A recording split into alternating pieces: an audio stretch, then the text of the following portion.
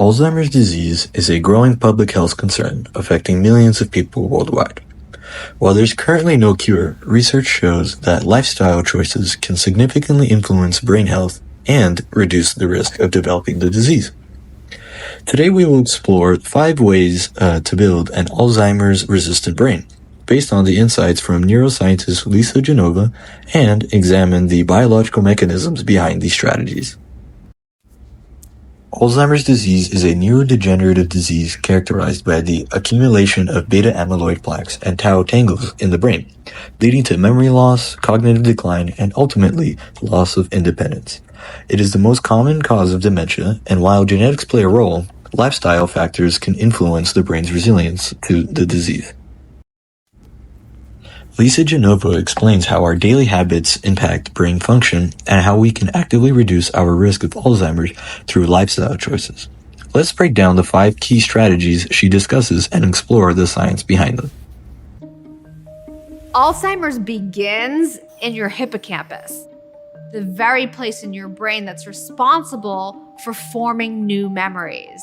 So the very first symptoms of Alzheimer's will be not remembering what someone said a few minutes ago, repeating yourself over and over because you don't remember what you just said, not remembering what happened last week, even if it was really emotional, meaningful, new, surprising, or repeated. Things that you would normally remember from last week won't get consolidated because your hippocampus is under attack. Alzheimer's will move. It doesn't just stay in your hippocampus. It invades your frontal lobe, so you'll have problems with problem solving, decision making.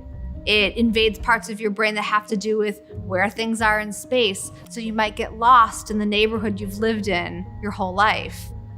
It will invade the parts of your brain that have to do with language, so you'll start having trouble coming up with words more and more. The disease will move on to your limbic system and cause changes in emotion and personality. So what's the good news here?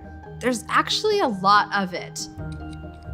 The vast majority of what we forget every single day is totally normal and probably will be throughout your lifetime.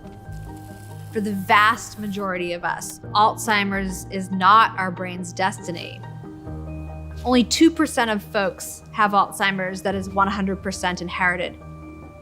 This accumulation of amyloid plaques takes 15 to 20 years and can be influenced by how we live. So what are the things that influence those amyloid plaque levels? Sleep. While you sleep, there are cells in your brain called glial cells. These are the janitors of your brain. It's the sewage and sanitation department.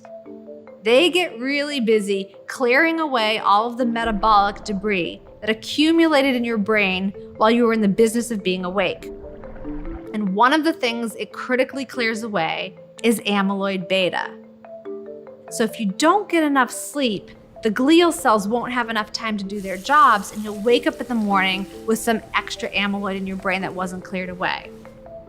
If this happens over decades, right, 15 to 20 years of amyloid plaque accumulation, you are increasing your risk of developing Alzheimer's.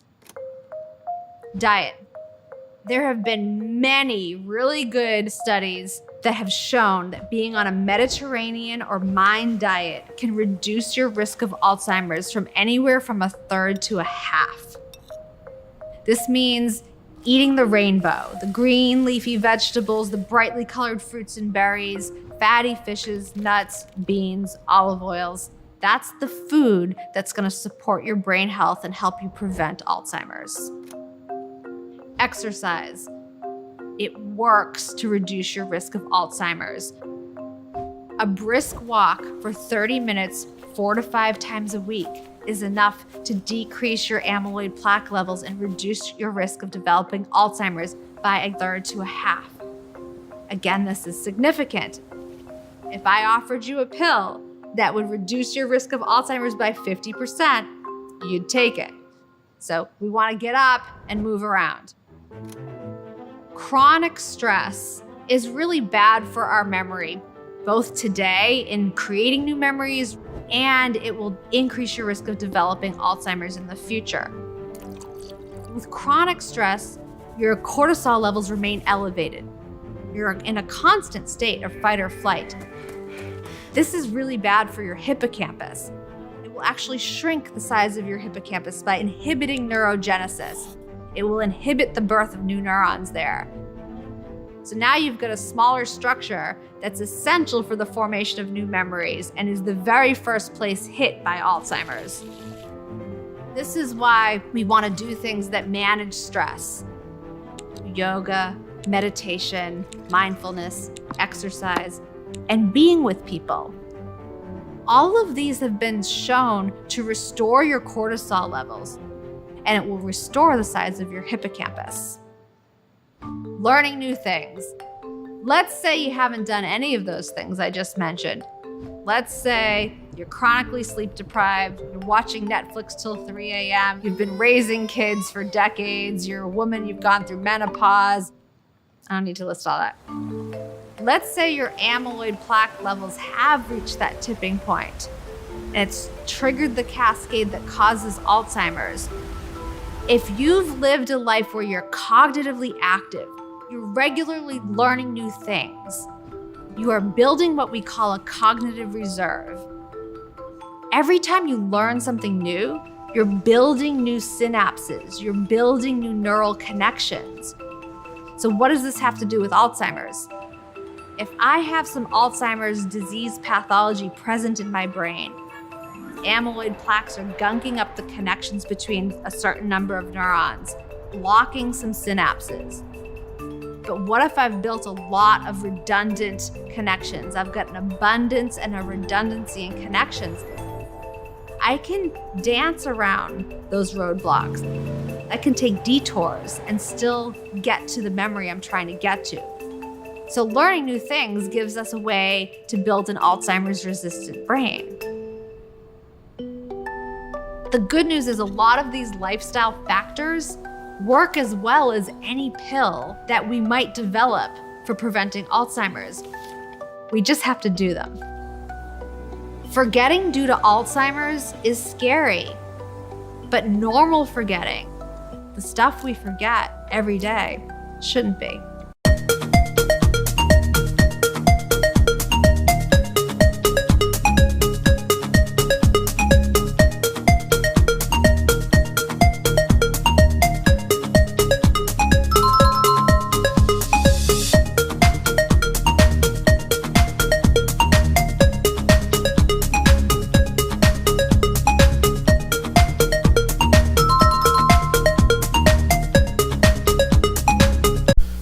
Connections. Engaging in continuous learning helps build cognitive reserve, a backup system that allows the brain to adapt to damage.